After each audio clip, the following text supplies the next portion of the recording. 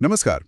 Artificial intelligence की दुनिया आप जानते हैं कितनी तेजी से बदल रही है। हाँ बिल्कुल, हर रोज कुछ नया। और आज हम एक ऐसे ही बहुत ही रोमांचक मोड़ पर बात करने वाले हैं। इसे एजेंटिक एआई कहा जा रहा है। सही, एजेंटिक एआई। हाँ, हमारे पास इस पर कुछ काफी दिलचस्प जानकारी है, कुछ विश्लेषण भी हैं, तो सोचा इस पर थोड़ी गहराई से बात की जाए। बिल्कुल, और ये एआई का आप कह सकती हैं अगला बड़ा कदम माना जा रहा है। अगला कदम कैसे? देखिए, अब तक हमने एआई को ज्यादातर जानकारी देते हुए देखा है या फिर कुछ नया बनाते हुए, जैसे चैट जीपीटी। हाँ, जेनरेटिव एआई। हाँ, लेकिन एजेंटिक एआई वो इससे आगे जाता है। ये खुद से लक्ष्य तय कर सकता है, उसके लिए प्लान बना सकता है और फिर बिना किसी के लगातार पीछे पड़े उस काम को पूरा भी कर सकता है। अच्छा, मतलब ये सिर्फ जवाब देने वाला या कंटेंट बनाने वाला एआई नहीं है। यस। ये काम करने वाला एआई है, खुद से फैसले लेकर एक्शन लेने वाला। हाँ बिल्कुल, यही इसका मेन पॉइंट है। एजेंसी, काम करने की, वो भी खुद से, क्षमता। ओके। ये सिस्टम्स अपने आसपास के माहौल को समझते हैं, मतलब परसेप्शन, चाहे वो टेक्स्ट हो, इमेज हो, ऑडियो हो। फिर उस समझ के आधार पर लक्ष्य तक पहुंचने का प्लान बनाते हैं। जरूरत पड़ती है तो बाहर के टूल्स जैसे इंटरनेट सर्च या कोई और सॉफ्टवेयर, उसका इस्तेमाल भी करते हैं। अच्छा। और सबसे जरूरी, अपने अनुभवों से सीखते हैं और स्वतंत्र रूप से, मतलब ऑटोनोमसली काम करते हैं। ये तो सुनने में बहुत ही पावरफुल लग रहा है। तो इसकी बुनियाद क्या है? मतलब कौन सी ऐसी क्षमताएं हैं जो इसे एजेंट बनाती हैं? देखिए, कई चीजें हैं जो मिलकर इसे संभव बनाती हैं। एक तो है ऑटोनॉमी, यानी स्वायत्तता, बिना किसी के लगातार इंस्ट्रक्शन दिए काम करते रहना, खुद से काम करना। हाँ। दूसरा है अडेप्टेबिलिटी, मतलब अनुकूलनशीलता। ये सिस्टम फीडबैक से सीखते हैं, जैसे रीइंफोर्समेंट लर्निंग होता है ना, हाँ हाँ। से सीखते हैं और जरूरत पड़ने पर अपनी स्ट्रैटेजी बदल लेते हैं। तीसरा, गोल ओरिएंटेशन, ये मुश्किल लक्ष्यों को समझकर उन्हें पूरा करने का प्लान बना सकते हैं। और चौथा, इनमें सोचने, समझने और सीखने की काबिलियत होती है।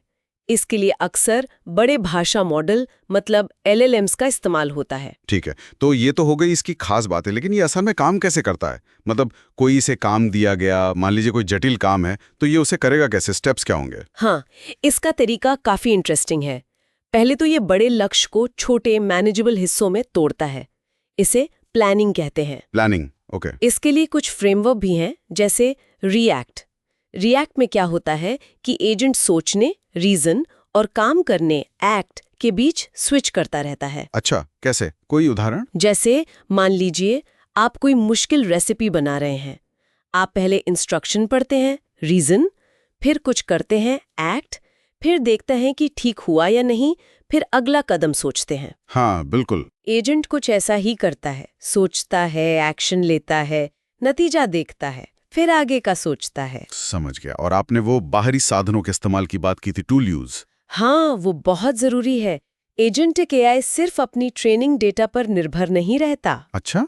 ये बाहर के सॉफ्टवेयर, APIs या डेटाबेस का इस्तेमाल करके अपनी काबिलियत बढ़ा सकता है। जैसे कोई ताज़ा जानकारी चाहिए तो वेब सर्च कर लिया, ओके।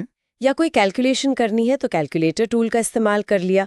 इससे ये ज़्यादा प्रैक्टिकल और काम का बन जाता है। और जाहिर है इसे अपने पिछले अनुभव याद रखने की भी जरूरत पड़ती होगी। मेमोरी का क्या रोल है इसमें? बिल्कुल, मेमोरी के बिना तो सीखना ही मुमकिन नहीं है।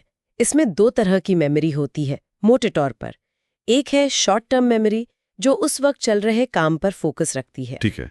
और दूसरी है लॉन्ग टर्म मेमोरी, जहां ये अपना सारा ज्ञान और पिछले अनुभव सहेज कर रखता है। लॉन्ग टर्म मेमोरी, इसके लिए कुछ खास टेक्नोलॉजी इस्तेमाल होती है? हाँ, इसके लिए अक्सर वेक्टर डेटाबेसेस और RAG जैसी तकनीकें इस्तेमाल होती हैं। RAG का मतलब है रिट्रीवल ऑग्यूमेंटेड जनरेशन। रैग, ये क्या करता है? RAG से एजेंट बाहरी अप टू डेट जानकारी के आधार पर ज्यादा सटीक और कॉन्टेक्स्ट के हिसाब से सही जवाब दे पाता है। मतलब वो सिर्फ अपनी ट्रेनिंग पर निर्भर नहीं रहता, बल्कि बाहर से जानकारी खींचकर उसे इस्तेमाल करता है। अच्छा, ये सब मालिक के लिए डेवलपर्स के लिए कुछ खास टूल्स या फ्रेमवर्क्स भी होंगे ना? हाँ, बिल्कुल। डेवलपर्स का काम आसान करने के लिए कई फ्रेमवर्क आ गए हैं, जैसे लैंगचेन का नाम काफी सुना होगा। हाँ, लैंगचेन तो बहुत पॉपुलर है। वो LLM बेस्ड एप्स और एजेंट बनाने में मदद करता है। फिर ऑटोजेन है, जो कई एजेंट्स को आपस में मिलकर काम करने लायक बनाता है। Multi agent systems. हाँ, फिर क्रू एआई है, जो रोल बेस्ड एजेंट टीम बनाने पर फोकस करता है।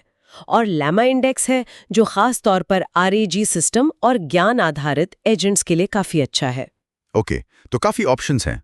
जी, ये फ्रेमवर्क एजेंट बनाने की प्रक्रिया को काफी स्ट्रीमलाइन कर देते हैं। तो आगे क्या? भविष्य में हम एजेंटिक एआई से और क्या उम्मीद कर सकते हैं? कि टेक्नोलॉजी किधर जा रही है? देखिए, भविष्य तो काफी संभावनाओं से भरा है। एक बड़ा रिसर्च एरिया है मल्टी एजेंट कोलैबोरेशन, मतलब कई एजेंट्स का एक साथ मिलकर मुश्किल प्रॉब्लम सॉल्व करना। साथ ही एंटरप्राइज सॉफ्टवेयर में इसका इस्तेमाल तेजी से बढ़ने की उम्मीद है। एक अंदाजा है कि 2028 तक शायद करीब 1/3 एंटरप्राइज सॉफ्टवेयर में एजेंटिक एआई की क्षमताएं होंगी। 1/3? ये तो काफी बड़ा नंबर है। हाँ, लेकिन जाहिर है, जब एआई खुद से इतने फैसले लेने लगेगा, काम करने लगेगा, तो कुछ चुनौतियां, कुछ चिंताएं भी होंगी। निश्चित रूप से। सबसे बड़ी चुनौतियां हैं रिलायबिलिटी और सेफ्टी, मतलब विश्वसनीयता और सुरक्षा। हमें ये पक्का करना होगा कि ये एजेंट भरोसे के लायक हो और इनका गलत इस्तेमाल ना हो। सही बात है। और प्लस जवाबदेही का सवाल है। अगर एजेंट कोई गलती करता है तो जिम्मेदार कौन होगा? ये सब बड़े सवाल हैं। नैतिकता के भी मुद्दे हैं। तो कुल मिलाकर एजेंटिक एआई हमें एआई के एक नए दौर में ले जा रहा है, जहां एआई सिर्फ सोचेगा या बनाएगा नहीं, बल्कि हमारे लिए काम करेगा। बिल्कुल। ये ऑटोनॉमी, प्लानिंग और लर्निंग का एक बहुत शक्तिशाली संगम है। और जैसे कि पता चल रहा है, ये टेक्नोलॉजी बहुत तेजी से आगे बढ़ रही है। लैंगचेन, ऑटोजेन जैसे फ्रेमवर्क्स इसे और ताकत दे रहे हैं। हाँ, लेकिन जैसा हमने बात की, विश्वसनीयता, सुरक्षा और जिम्मेदारी जैसे सवालों पर गंभीरता से सोचना और काम करना होगा। सही कहा। ये वाकई सोचने वाली बात है कि जब एआई एजेंट हमारे डिजिटल असिस्टेंट से आगे बढ़कर हमारे लिए खुद ब खुद काम करने वाले एजेंट बन जाएंगे, तो हमारा उनके साथ रिश्ता कैसा होगा? वो भविष्य दिखेगा कैसा? इस पर विचार करना बहुत दिलचस्प है। बिल्कुल, ये एक ऐसा सवाल है जिस पर हम सबको सोचने की जरूरत है।